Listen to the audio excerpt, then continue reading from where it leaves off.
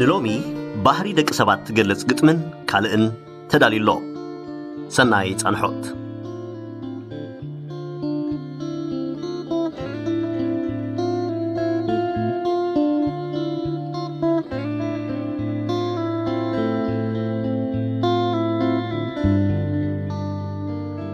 ልዘብ ህድእ ኢልካ ሕሰብ ሰብ ምዃንካ ዳሲስካ ርኸብ ካብ እንስሳ ዝፈለየካ መርምሮ ከም ሰብ ዝነበረካውን ዘክሮ ቅድሚ ጎዳእቲ ኣጽለፍቲ ባህርያት ንምዕባሉ ምዝርኡ ኣብ ኣካላት እንታይ ከመይ ኔርካ ሕተት ነብስኻ ቅምጥ ኢሉ እቲ ሓቂ ክትረኽቦ ኢኻ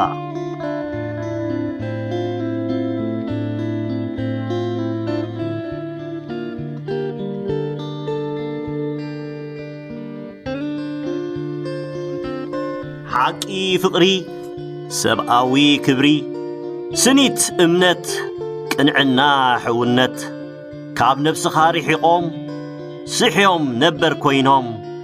ጠፊኦም ስርዓኻ ተሰዊሮም ምስተዓዘብካ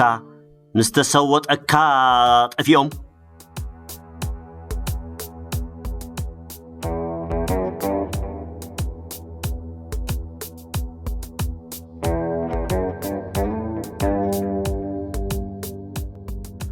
ሽዑ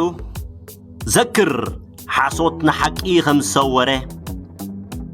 ተንኰል ንቕንዕና ከም ዘባረረ ክፍኣት ቅንኢ መሰረት ከም ዘንበረ ሓሶት ኣብ ነፍስኻ ከም ዝነገሰ ነፍስኻ ንኸይትረኽባ ዓጢቑ ከም ዝገስገሰ ሕልና ህቦብላ ኾይኑ ከም ዝነፈሰ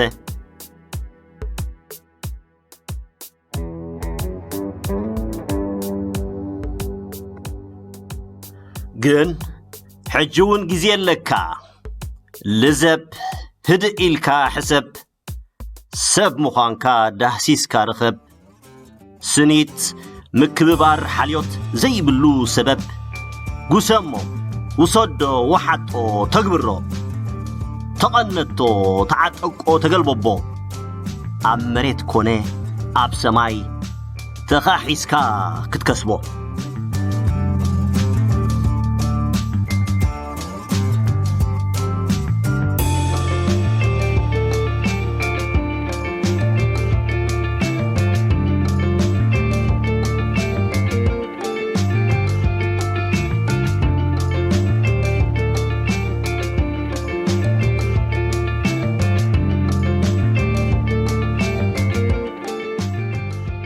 የድሕነና ካብ መትከል ሲኢኖም ሎሚ ናብዚ ጽባሕ ናብቲ ዝነዋነውን ወረ በብዝመጸሉ ዝናወጹን ነፍሶም ኣብቲ ወረ ብምጥሓል ዒቕ ዝብሉን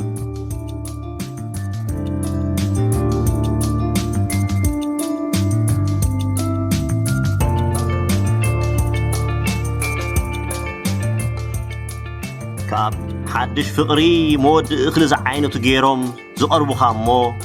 ከይጸንሑ ጸላእቱኻ ዝቕየሩ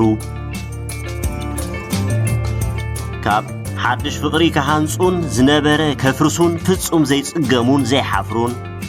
ዝና ክረኽቡ ዘየለ መብጽዓ ዝኣትውን ባዕሎም ኣብ መጻወድያ ጭንቀት ዝሽመሙን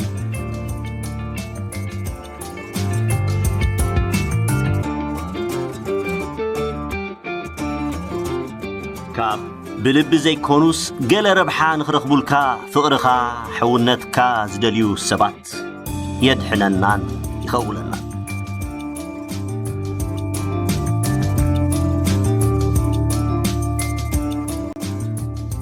ኣብ ህይወት ክትዕወትን ክትዕምብብን ክሰልጠካን ትምሕትም ዝብሉ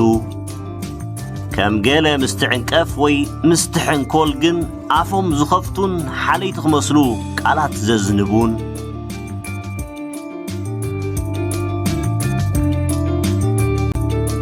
ካብ ኣብ ባዕለ መደምደምታ በጺሖም ሰብ ዘይበሎምን ዘይሓሰቦምን ከም ዝበሎም ገይሮም ጽልኢ ካብ ዝእውጁ ካብ ሓካያት ስራሕን ትምህርትን ዝጸልኡ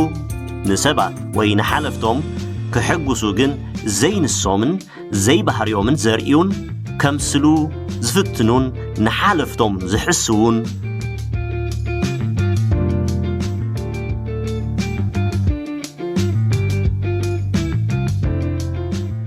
ካብ ማዕርነት መጻምቲ ዘፍርሆም ዘርዕዶምን ዕቤት መጻምቶም ከም ውድቀት ዝመስሎም ካብ ምቕባልን ፍላጥን ሓድሽ ከባብያዊ ባህልን አካይዳን ዘሻቕሎም ዘባህርሮምን ብኡ ምኽንያት ንስድሮኦም ካብ ምዕባልን ፍልጠትን ዓለም ዘባኽሩን ከዓግቱ ዝፍትኑን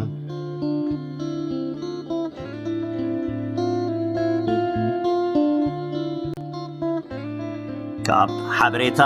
ፍልጠትን ተመክሮን አካፊልካዮም መንገዲ ሓቅን ምዕባልን አበጊስካዮም አምሳዩ ጉርሕ ምሂርኩምና ኢሎም ኢድካ ክሰብሩ ዝፍትኑ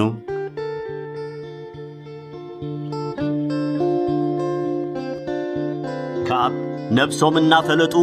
ሓጢአቶም ከም ጎቦ ኮሚሩ እናርአዮም ፍጹም ዘይስንብዱን ዘይእረሙን ዘይመሃሩን ሰባት የድሕነናን ይኸውለናን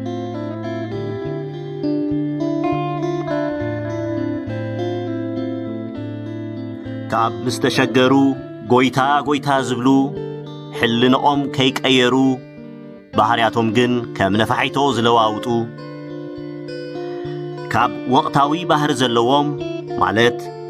ሎሚ ሰላም ዝብሉ ቅኒ ኢሎም ሰላም ዝኸልኡ ሰባት የድሕነናን ይኸውለናን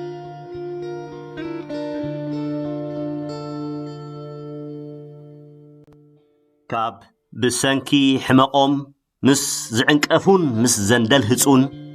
መሳበቢ ንኻልኦት ንጹሃትን ህርኩታትን ሰባት ከጥቅዑን ከጸልሙን ፍጹም ዘይእግሞም ሰባት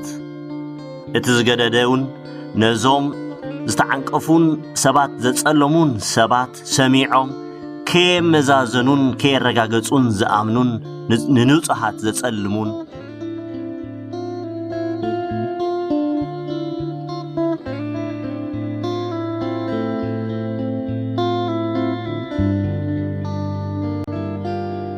ካብ ንዝናን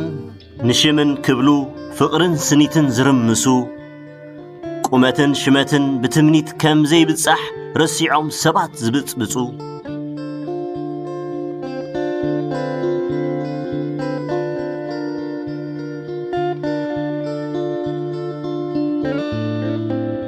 ካብ ግርህነት ቅንዕና ሓቅነት ሰባት መዝሚዞም